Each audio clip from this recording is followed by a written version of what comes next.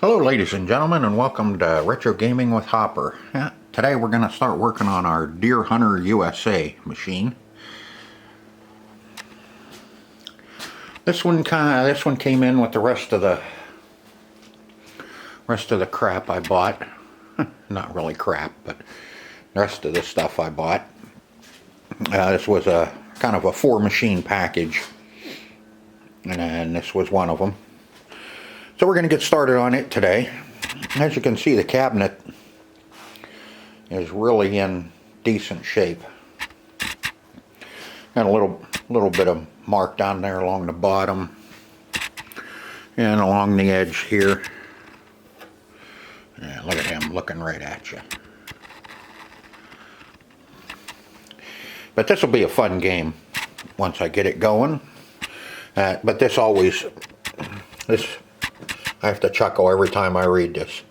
Pump before shooting. Doesn't that sound familiar? And yeah, like I said, just along the bottom a little bit. It looks like that bottom of that's just dirty. The rest of this cabinet is really nice.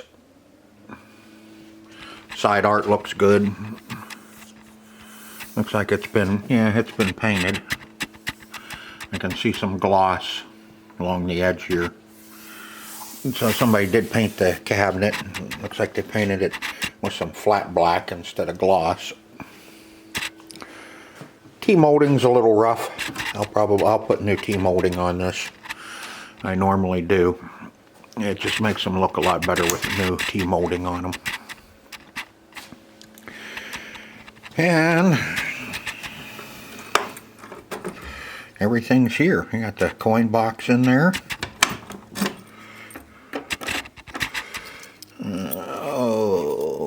Find the right key. And all the coin mechs are in it. So actually this could go back out on location if that's what somebody so desired to do. This cabinet and this machine was made in 2000, so it's already 20 years old. Okay, now the problem with this one, as you can see, I took the back panel off that. Boy, they give you a lot of room to work in there. Tell you what, damn near have to stand in there on your head. But seeing data manufacture though is 9/25/97.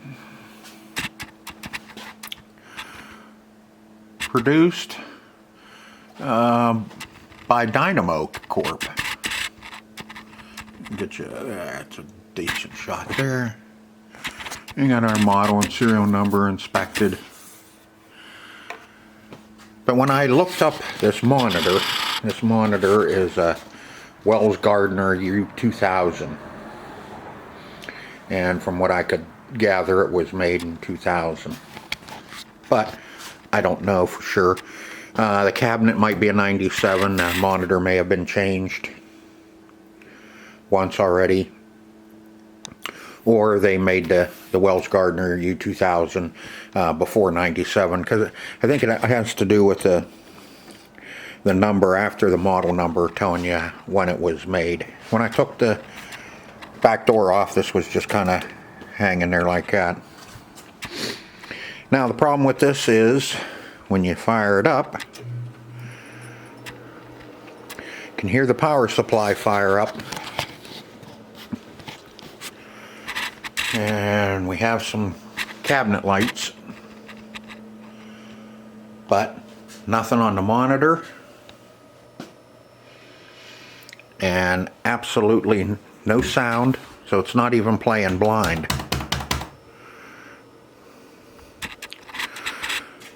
So either we have a board problem or power supply problem. So first what we're going to do is, since we don't have absolutely nothing, I didn't hear any chatter out of it, and it's kind of hard to, like I said, it's so small in here. There's even the tube's not lighting up. There's no lights on the neck tube, on the neck of the tube. It does look like somebody already put a cap kit in this monitor,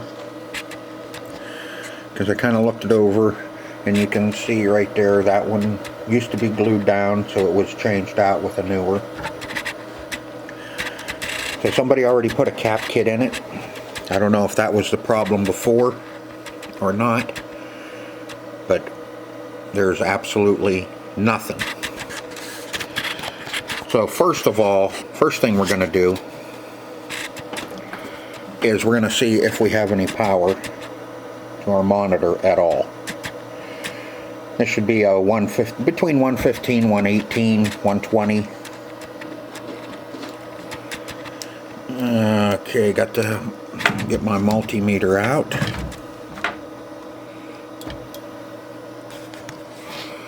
I got my multimeter. And on this plug, the center is our ground.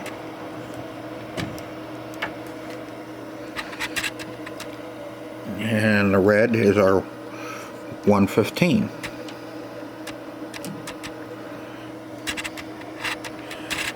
And as you can see, in there, nothing.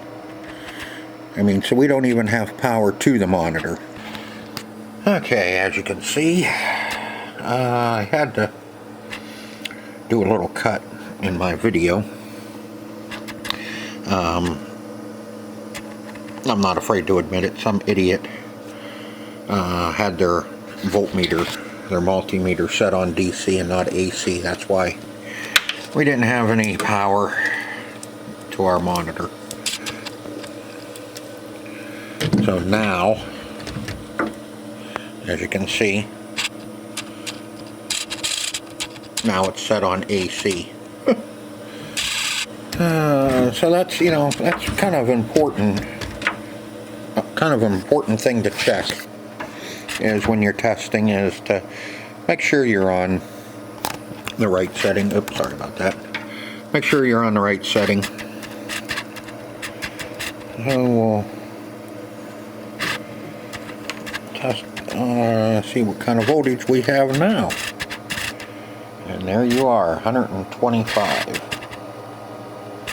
125.7, 24, 24.7. It's fluctuating a little bit, but pretty standard.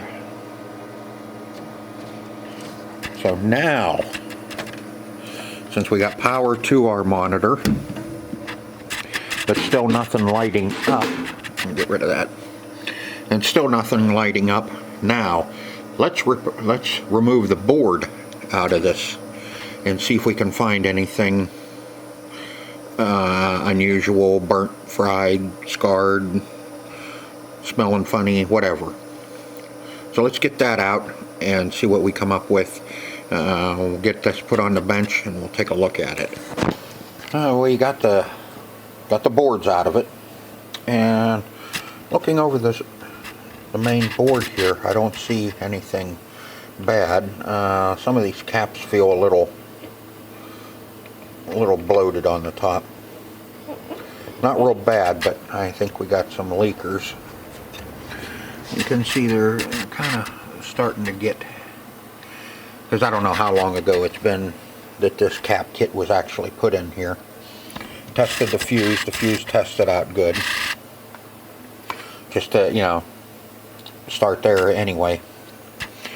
And everything looks pretty decent on the board here. Now the neck board is a different story. The neck board, you can see all the heat that those 3 transistors caused on this board. I checked the 3 resistors, and those all tested out good. Now, on the back of the board, let me get this so you can actually see. You can see all the heat. And it has gotten so hot that every one of these transistors, I don't know if we can, there we go, is loose on the board. Not from cold solder, it's all the traces and pads, everything have come loose off of the board in this whole area on all three of those transistors. All three of those transistors has one bad leg on it. One side tests out at 0.68 and the other side tests out at 0. And if I swap them around, they all test out okay, you know, there's no short. But we got one bad leg on every one of them transistors. Sorry about that, compressor kicked on. So as I was saying, every one of these traces and pads have come up loose off of the circuit board.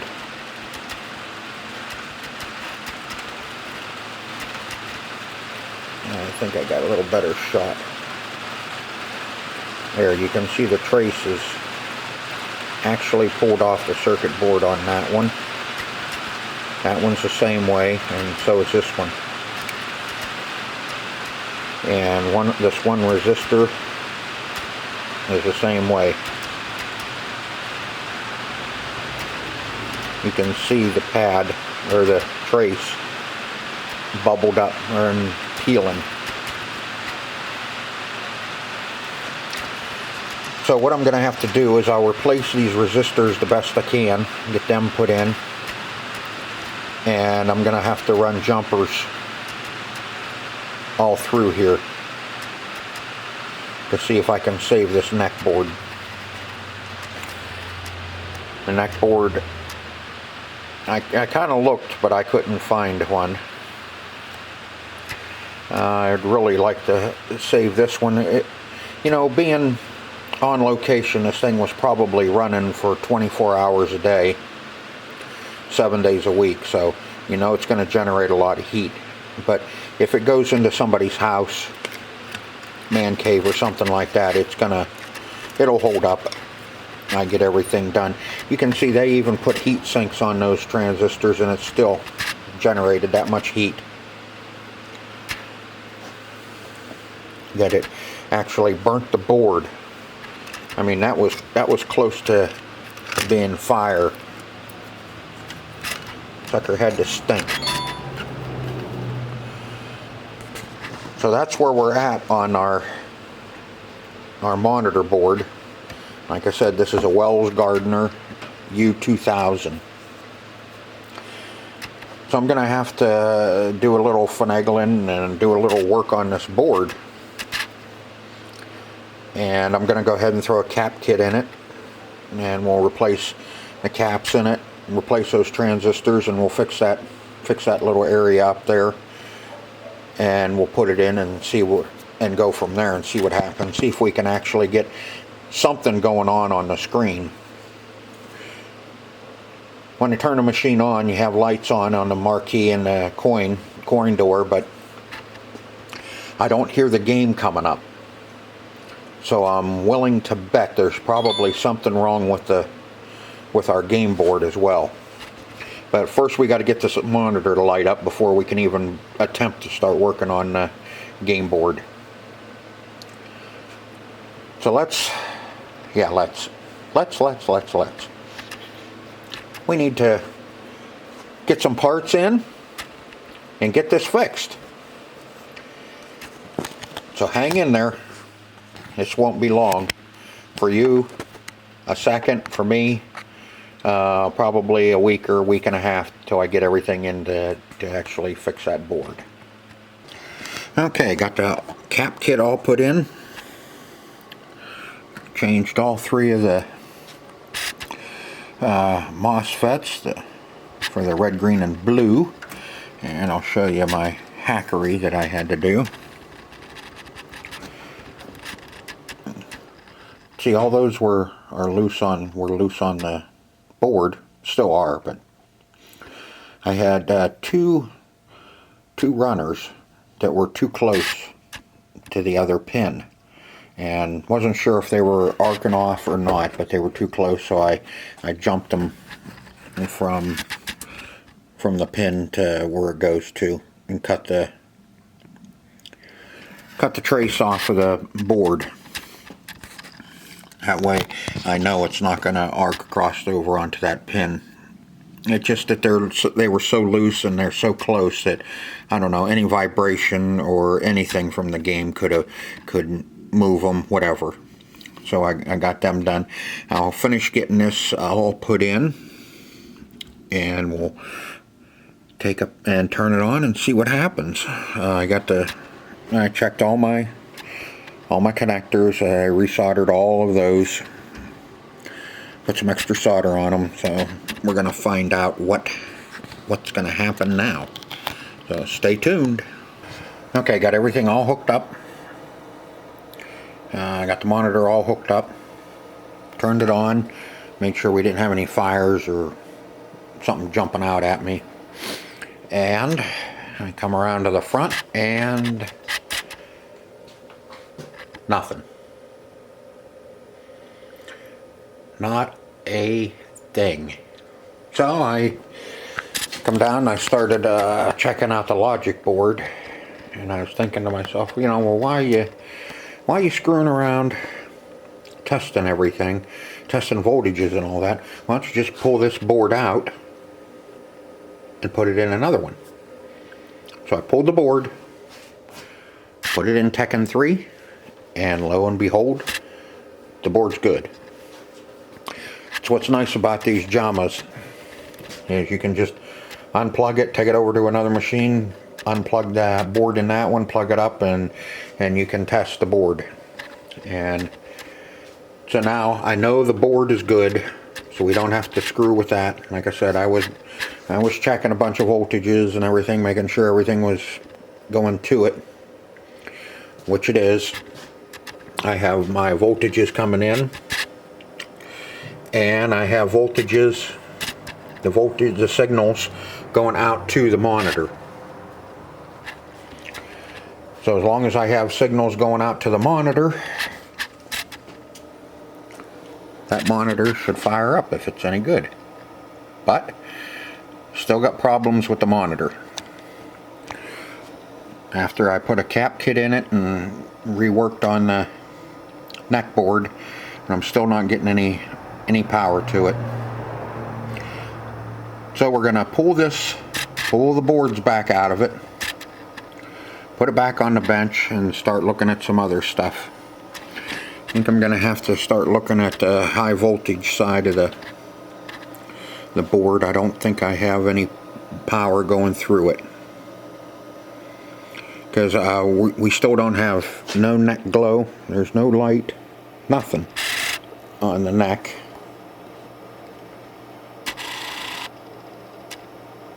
And when you first turn it on,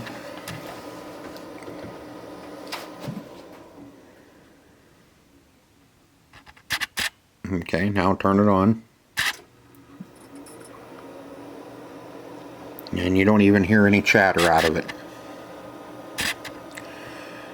If you don't know what I mean by chatter out of it, when we do get it fired up, I'll tell you and show you what the chatter is, and you'll be able to hear it. So let's pull this board back out and start doing some more testing on it. Because everything I pulled off of it, all the caps I pulled off, I tested the caps, and all the caps were good. So let me show you here. We'll come over here to the bench.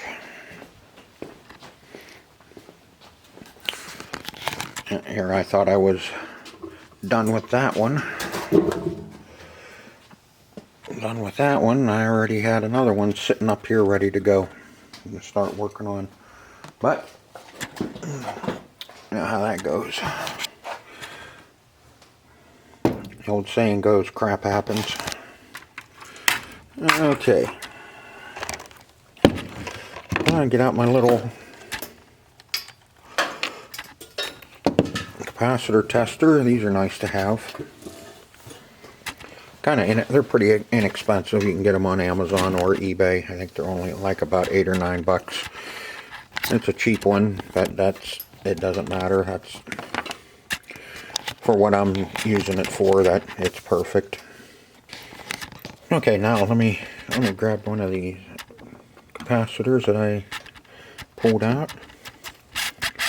Let's see. This is that's a 1000 UF. We'll set that on 2000. Remember, your white line is always your negative.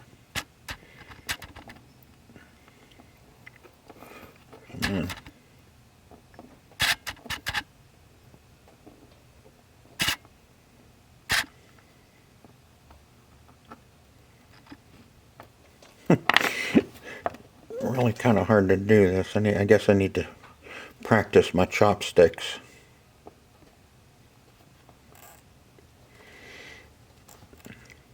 There we go. And see, that one's testing out at 870, 72. You know, it's a little weak, but there's a, let's see, I think these are 5%. So 5% should have been about 950. So capacitors are getting a little weak in it.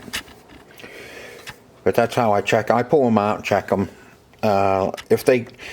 Sometimes if I don't have the right one, if I don't have the one I need, I'll pull it out, test it, and as long as it's within the spec, I'll put it back in and order ones that I don't have. You know, I have plenty of capacitors, but just to make sure, I'll check them. And like I said, every one I pulled out tested good. So we're just going to have to pull that board back out and do some more work on it. Do some more testing, run some more tests on it, see if I can't find anything else wrong with it. I don't know. It's like a rabbit hole or chasing your tail. You just got to keep going until you either catch it or figure it out or find your way home. So next, pull the board back out. So let's get to it. Okay, just want to mention before you remove any of these boards on any of these monitors, make sure you ground that flyback clip that clips into the cathode ray tube or CRT. As you can see, I just have a screwdriver with a couple clamps on it. That way, what I'll do is I will clip it onto the chassis.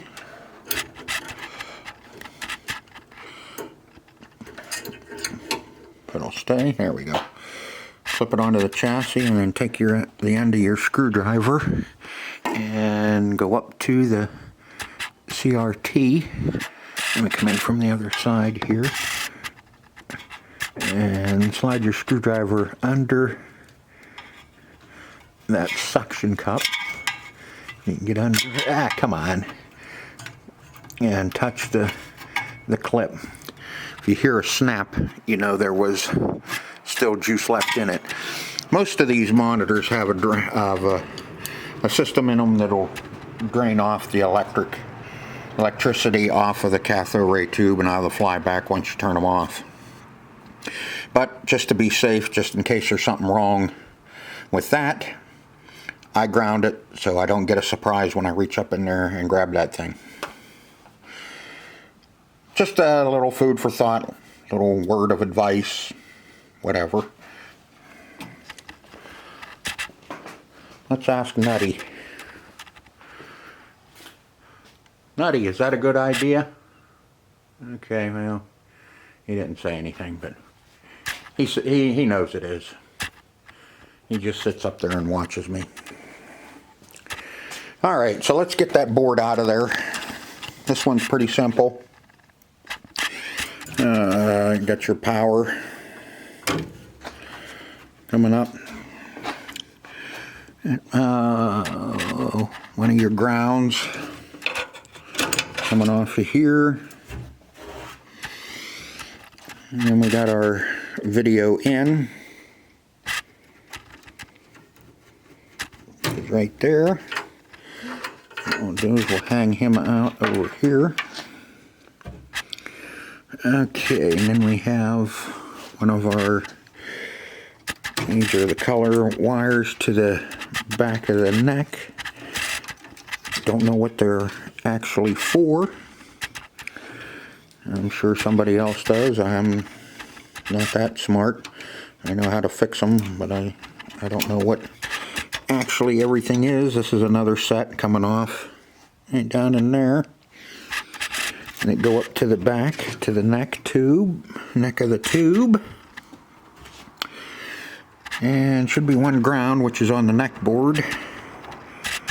And that's all of those. And now we'll very carefully remove the neck board.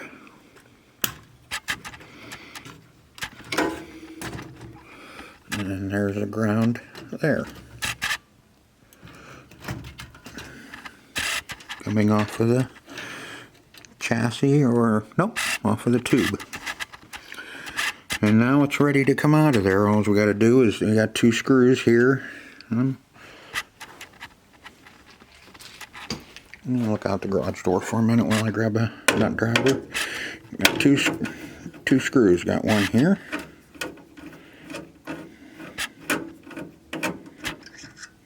And one over by the video input.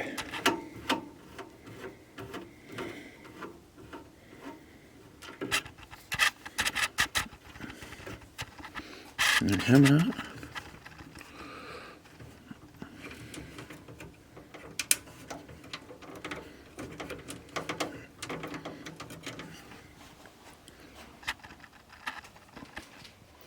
Put them somewhere where you can lose them. And you can spend half a day hunting for them. We'll set our neck board right up on there.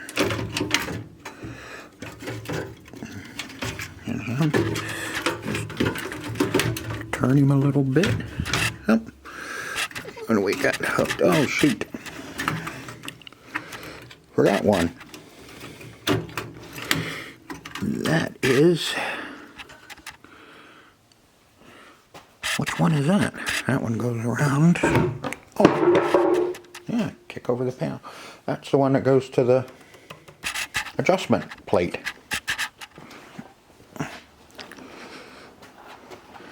Now we can just twist it a little bit. Well, we should pull the... There we go. There's the flyback. Getting a little ahead of myself. And there's our board.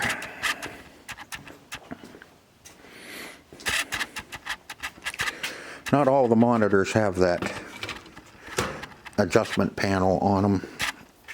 Some of them are all adjusted on the back. This one, you pull your mount out of here, and then you have your board where you can actually stand here and adjust your monitor. Where the Tekken 3 was, everything was on the board and the neck board, so I had to kind of turn a little bit and then run around front and take a look, and turn a little bit and run around and take a look. So it was kind of a pain in the ass. Right, Nutty? Yeah, he said it was a pain in the ass too. Alright, so now I'm going to start testing on this board and see if I find anything else wrong with it. Alright, let's see what we can find out on this board. Let's see, you can see that. First, what I'm going to do is see our power comes in here. Oop, power comes in right through here. There's our power plug. And comes over and goes through the fuse first. Fuse already checked, the fuse is good. And then she comes up. It's kind of nice, this is traced right out. You can see the line where your power flow is. Comes over to this little transformer. What it changes the voltage to, I don't know. I really don't care. Unless it's bad, then I'll care. But then, as you can see, it comes up through here to this big resistor right in there. Right there. That's a 1 million 2-watt resistor. So we'll set our meter to 2 million, and we'll test it, and nothing. Just go either way, nothing. So we know we got no power coming through here to the flyback. Because if you run your trace, it runs through the fuse, through this little transformer, and then over to this resistor, and then to the flyback. So we know that one's bad. And then after it comes from it also runs past here, which I'm not sure what that is, what that white box is. But then we have another million over here, and this one, as you can see, is kind of ohming out. Let's see if we can get it to do something. I'll try it at 200K. Yeah, it's running at about, try one more, turn it down to 20K. Yeah, see, that resistor is totally crapped out as well. We're only at 63. Should be that should be a 1 million, and that's only at 0.63. So we know that one, those two are bad. And then we go over here to the high voltage side, and we're gonna, you can see that the traces come up, come over here to these four diodes right through here. And we'll test those diodes and put the meter on diode test, and yep, switch it around.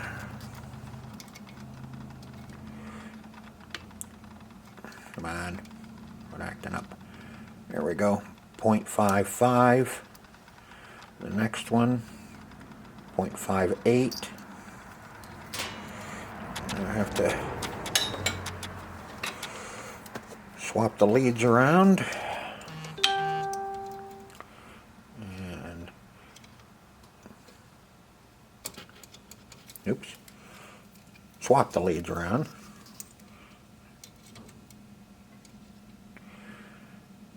0.52.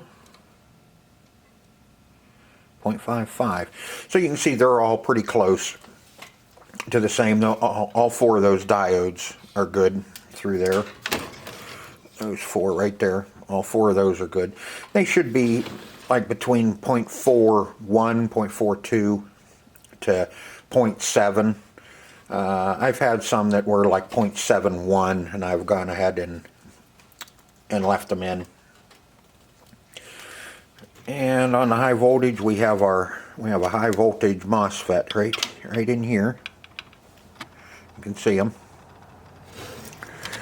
That is an SSP6N60, and we'll check either side of the legs on this one. Same with the diode test. Make sure. Let's see, we got a 1.23 on that leg, and the other leg 0.54. They should both be the same. They should be like 0.54, 0.42, 0.45 to 0.7 is a good diode test. And we got 0.54. I like them when they're right around the 0.5s. And then this side is total crap. Both sides should be the same. Now we'll switch, and we'll put the positive to the center leg, and see it. Nothing. me get in there again. Quit. And nothing. Which is the way it should be. So we do have an open or a burnt power resistor too, so we'll have to get that ordered. Which like I said, we have two 1 mils that are bad, 2-watt resistors, and this power resistor is bad. Everything else on here I have looked at. Let me see. I didn't get to these two resistors.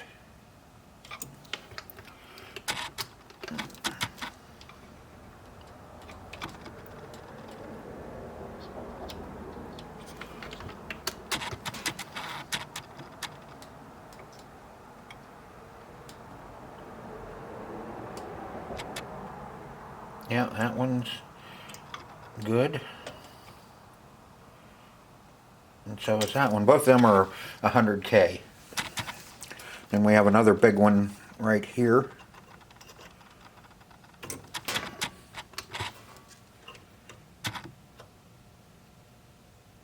And that one's good too. So it looks like everything, I changed the cap. Changed the cap in there. Since I'm going to go ahead and do another order for some more parts, because this is going to take a bit. Oh, we have this big ceramic. This is a big 7-watt, and that's a 62.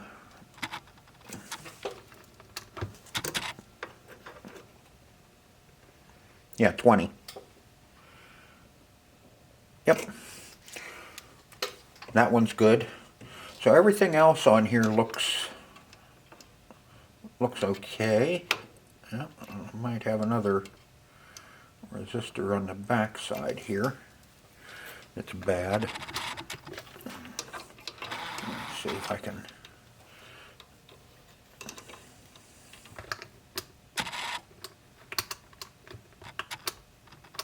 Yep. I have another resistor. I'll have to look him up and see what that one is. That one's all the way around on the other side. That's this guy. You can just see him right there. That one, I'll get him replaced. Get it ordered and replaced. And then, let's see, what else did I... Oh yeah, I have this. Let me get this. Turn around. We have another MOSFET sitting... Well, you can't see it because of the heat shield, but this little guy right down in here. We'll test him and see what how he is. Same thing, do your center leg and the outside.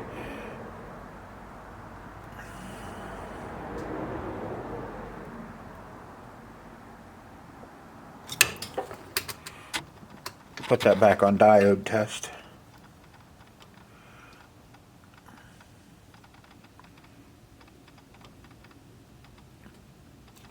Nothing.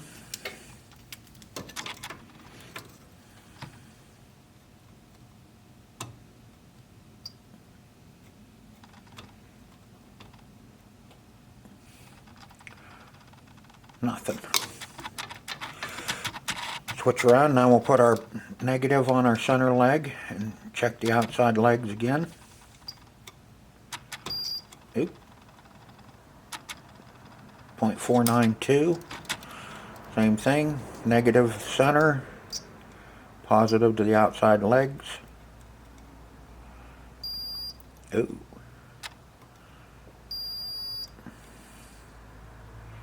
0.66.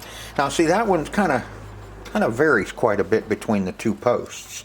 So I'm going to go ahead and I'll order that one too. That's a BDX53A. I'll get that ordered as well, and I'll replace it. The other big one, that one's good. And I think we have enough right now. Hopefully we're going to end up finding something. There we go. That one. Try 2K.